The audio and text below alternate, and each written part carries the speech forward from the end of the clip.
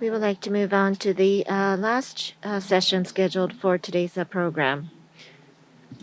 Towards your questions, Shimada, President and CEO of NTT Group, would like to answer. Mr. Shimada, please.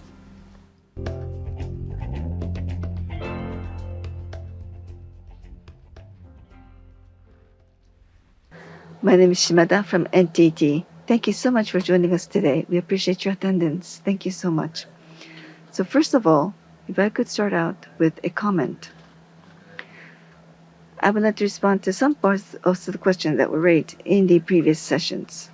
So for one thing, there's a question from Mr. Masuno.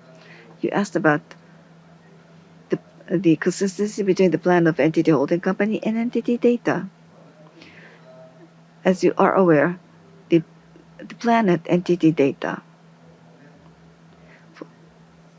they will already actually meet the targets for the medium-term management strategy this year, which means that at some timing down the road, they need to come up with a revised plan. So at that juncture, although there's a gap in terms of the goals and the targets, we hope they will be able to coordinate and work with this out together. Now, Ishino-san raised a question about electronics photonics converged devices. We are very fortunate that we now have the innovative device, and their development is proceeding very briskly in line with the plan. So by 2025, we believe that we will be able to have interboard connection devices. We believe we're in a position to be able to launch the interboard connection device. So if early around 2026, and by 2027 at the latest, we should be able to come up with the products such as servers. I would imagine that these will be primarily telecom equipments in the first stage. But eventually, we hope that we will apply this to super whiteboard box as well, which means that the power consumption will be reduced to 1/8 and even down to 1/10. So power consumption will be falling significantly at that juncture. So around 2027 or 2028, we believe that at that time, we'll be able to come out with equipments that will allow the users to really cut back on their power consumption significantly. Now, Mr. Kikuchi, you talked about the yen carry trade and how much yen carry trade we're going to be pursuing. If we do 100 billion yen, hypothetically, I would say the impact will be roughly 5 billion. That's hypothetically speaking. We hope that we'll be able to start this sometime around this month. So we believe that we should not be too mindful about the currency situation. We should not be swayed by the currency. We will naturally observe and monitor the prevailing circumstances and work to reduce the actual interest rate burden. And also, Mr. Tanaka, you talked about the third-party capital, how we intend to use the third-party capital. You've been talking about AI. We believe that the emergence of AI could be accelerating the situation. If the market growth is accelerated, then it means that we need to add more third-party capital. We need to accelerate this more than our own capital investment. So for the time being, we'll monitor the situation. Now, conversely, we believe that we have the financial strength to be able to carry the growth in investment on our own. So if you want to pursue return, I think you need to invest more of your money, your own money. So again, all of these elements need to be considered together. Now, Mr. Tsuro, you asked about will emergence of AI accelerate our investment? Well, naturally, if there's demand out there, then that would be a business opportunity for us. So while containing the interest payment, we'll probably be accelerating investment at that juncture. Now, Mr. Ishino, I believe you talked about greenhouse gas emission. I think you talked about the calculation at ION for greenhouse gas emission. Now, in 2021, NTT Green Innovation for 2040 was launched. If you could take a look at the material, you'll find that the assumptions that we deployed. In 2040, we assumed that the equipments that we're using right now, 50% of the equipments will probably have adopted electronics photonics converged devices. That's the assumption based on which we calculate the target for 2040. So if you could please take a look at the document for details. Also, as far as generative AI is concerned, such as ChatGPT, they're using 8 GPU, so these generative AI use a lot of power consumption. But in November this year, I would imagine, NTT's version of LLM will be announced, or that is our plan. That NTT version of LLM will involve power saving. So we want to come up with methodology that does not use too much GPU but still be able to achieve performance. So that's the type of LLM we hope to make an announcement in November. So we hope that you'll expect from that announcement. So at the end of the day, power consumption is enormous. So AI growth and data-driven society, if power consumption were to increase in line with that phenomenon, then can you really supply that sufficient amount of power? There's the question of the availability of power supply. So I think to a certain extent there will be increase, but at the same time, how do you contain the increase in power consumption? That needs to be considered in conjunction. So that's the challenge which we want to tackle with our various partners. As far as the LLM is concerned, we hope that we'll be able to offer something that can work on a low power consumption basis. That's the type of LLM which we want to come up with. So we want to work hard so that we'll be able to achieve these targets. So I just wanted to share that. I just wanted to respond to some of your questions earlier. So thank you. それからリモートでございます。 So now we'd like to take the questions from the venue as well as those participating online. The way we will be taking the questions will be the same. So for those of you who have questions, please raise your hand. SMBC Nikko Securities, my name is Kikuchi. Thank you very much for today. I am learning a lot. This is totally different from what has been presented today.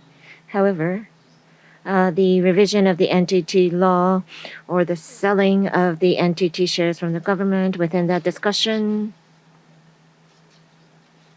I think that the discussion itself is kind of becoming larger than what it should be. And you're becoming like the flagship of increasing the competitiveness of Japan. And by you increasing the competitiveness, you have to take the lead for the entire Japan. I think that's becoming the point of discussion now. And within the government, METI and MIC also is moving a lot, and also within LPD, their movements. But with this, your group, is there going to be some kind of a new movement or new initiative that's going to be added? Example, from METI, there'll be a request to please do this. And this may be this can be provided as a subsidy. So can you lead the technology industry type of request? If there's such thing that exists, please share that. And your company, as leading Japan, you will be coming up with various strategies. And I thought there may be some objections, but even the government or even the Japanese people are looking at you as the leader of Japan, and you will be leading Japan. It seems that there is the consensus of that. So I'm just wanting to know what your thoughts are regarding this. Thank you, Mr. Kikuchi. I'm really appreciative that there are high expectations towards us. And within the discussions of the revision of NTT law, what we are saying is that the R&D information disclosure, that part is what we are focusing on. From around year 2000, about slightly less than 300 of the R&D information has been disclosed. And recently, it's about 70 projects have been disclosed. The telecommunications core technology is now being an internet. In the past, we had the switching board that's domestically manufactured, But now it's like Cisco, Juniper's routers are replacing that. So at the core part of telecommunications, the technology development of that part, the part that we are being involved is becoming smaller and smaller. However, on the other hand, when we think about the future, as you have been asking the question, the ion, the electronic photonics convergence technology, what are we going to do about that? And what are we going to do about this electronics, the photonics convergence device? We would like to use that within the semiconductor chip. With Nature Photonics 2019, there is a paper that was published. That is the optical transistor paper, and that was well received. And the ION Global Forum now has about 130 companies that have joined, or companies and organizations that have joined that. So for us, it's like the Moore's law. There may be a limit, but at that time, the optical semiconductor with optical transistors, utilizing those, we will be supporting the next technology device. And within that process, currently the international situation is not that easy, or it's facing difficulties. So disclosing the technology in such a situation is not always a good thing. So we want that to be revised is what we are making the request. So in that sense, regarding the semiconductor business, there's Rapidas. There are quite of an focus on this area. Therefore, first of all, the electronic and photonics convergence technology device is the first step. We will develop that. And in order to take that to an optical semiconductor product, us alone cannot achieve that. So the support from the government, and we need the support from our partners. So in that sense, with MIC, we would like to receive support from MIC as well as METI. Is that okay? Thank you. Next question, please. Please raise your hand.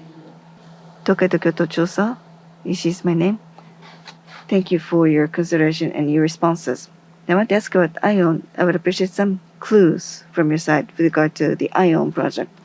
When you created ION, what type of technical challenges are there at this moment? And what challenges do you want to overcome? Naturally, 3.0 will be coming out in 2025, and you're working toward 2032. So I know that you have set phases. You've already disclosed the targets in phases for ION. But as far as NTT is concerned, what are the challenges for NTT development team? And also, what issues do you need to overcome if you want to go forward? Naturally, the optical transistors is an area where Intel is really working. They're coming up with very advanced development on their own. And I know that you're going to be disclosing about ion acceleration down the line, but can you give us a hint and a sense of direction as to what you're going to be aiming at in terms of ion? Well, thank you. As far as the sense of direction is concerned, we've talked about this, but I think we need to make miniaturization. We need to make sure that these sizes become smaller. At the end of the day, we want to replace electric circuits into optical wavelength. So everything has become miniaturized. So the electric circuit can be changed to optical. And in 2025, we will be having the board-to-board connection device, which is based on photonics. And around 2027 or 2028 or so, at the juncture, we should have interboard connection. And also, around 2030 or 2032 or so, hopefully, we will have an optical intra-chip connection. So the connection for chip within the optical arena should be based on photonics. So that's the path which we want to follow. So how fast can we really miniaturize the technology? That is one major key. Now, at this moment, we're not working based on this phased approach. For example, the devices that we anticipate for 2025 and the devices we are anticipating for 2028, that is being handled separately. So the devices, so the NTT Innovative Devices working on the device which will come out in 2025. But in reality, next phase after that will be addressed at the NTT Research Laboratory. So this will be one step further down the ladder, if you will, up the ladder rather. So once we have the confidence for actual commercialization, then we'll be able to have the development team actually work on the commercialization aspect. Okay, the entity innovative device. I listened to Mr. Tsukanu's presentation. We saw the material for Mr. Tsukanu's presentation. He talked about 2025. He talked about the, the board connection, but then in 28 the chip should become much smaller. No, Gaia, you're offering, I believe you're 5 nano SIMs. If that's the case, then by 2027 or 2028, you have to offer 2 nano level technology, and in 2032 the nano could be down to 1 or 2 nano.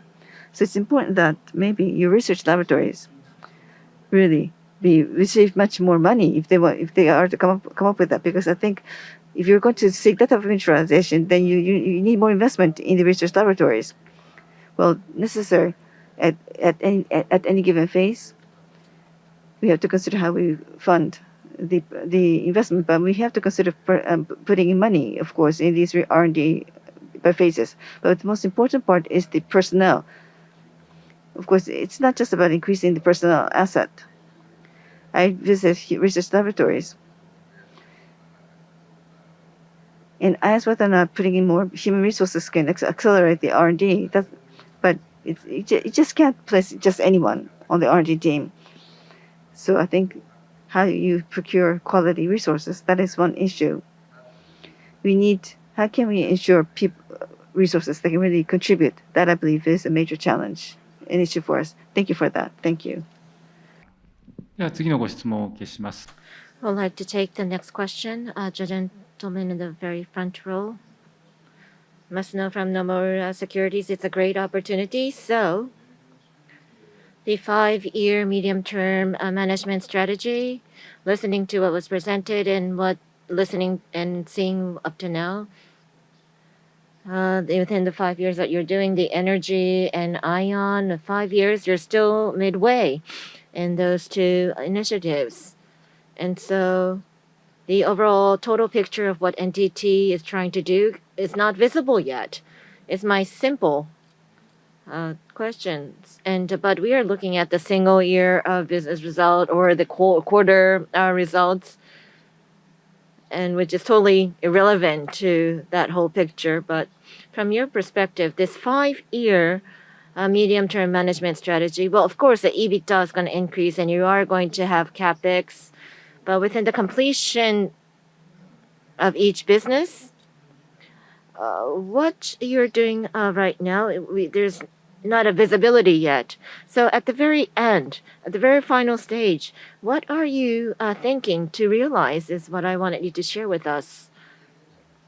So when we were making the medium-term management strategy, actually we kind of struggled, meaning that at the beginning, whether we're going to even share a 5-year plan or not. As you said, at the 5-year period, the ION concept, probably that is a concept that we need to work spending about 10 years, or also what you have mentioned before, the renewable energy related projects and how are we going to utilize the renewable energy utilizing EMS or local production, local consumption. 5 years is still midway of all that process.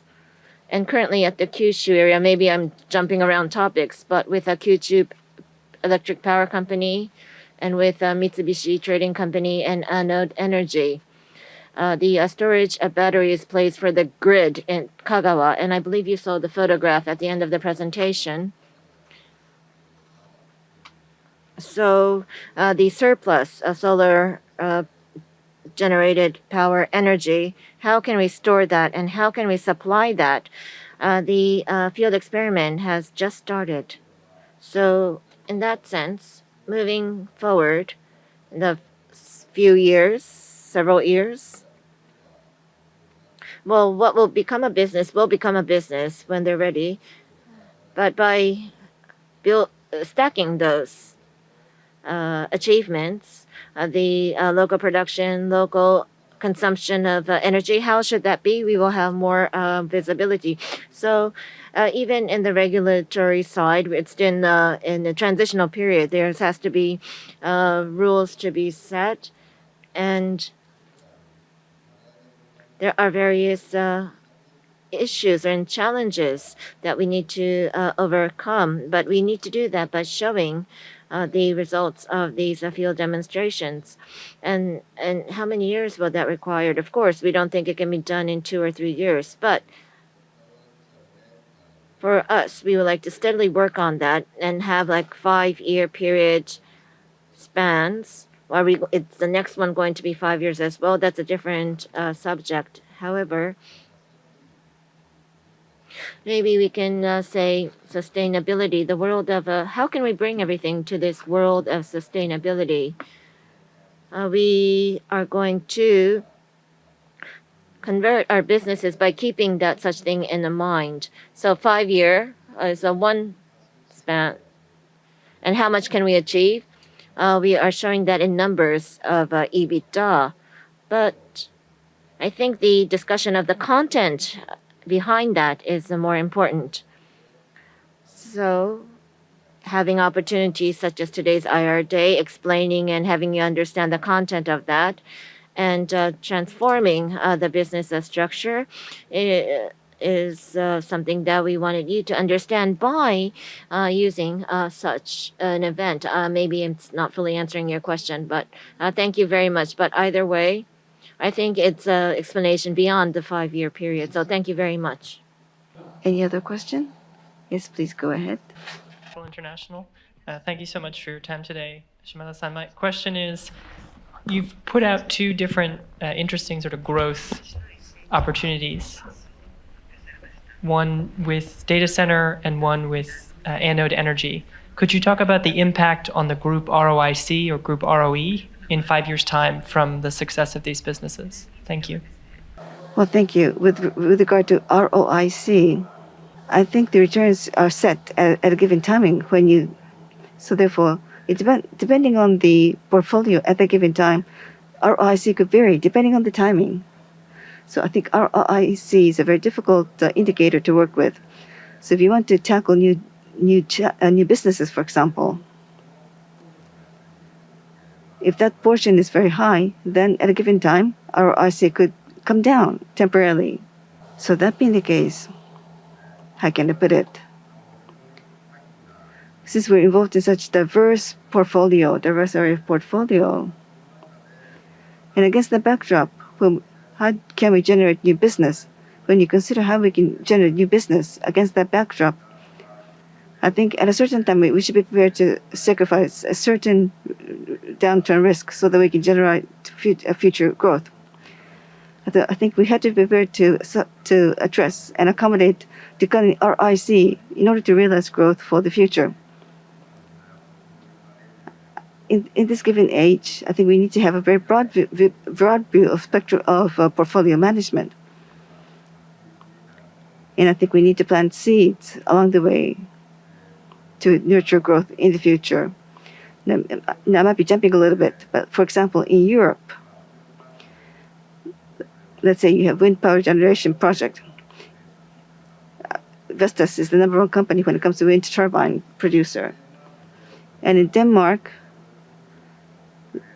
an offshore operator might be #1 share in the given market.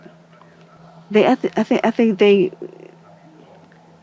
had a vision and they decided to bet on their markets at a given, and they decided to focus on growth at a certain timing.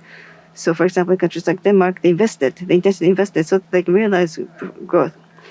So these companies are investing so that they can realize profit in the future.